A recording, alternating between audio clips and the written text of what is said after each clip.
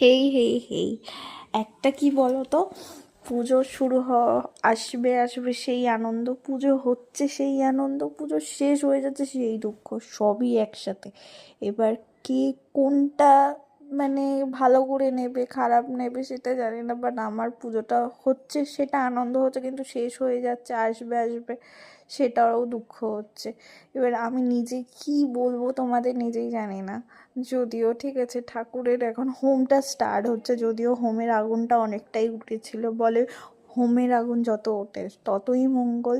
তো আমার হোমের আগুন অনেকটাই উঠেছিল, তোমরা দেখতেই পাচ্ছ।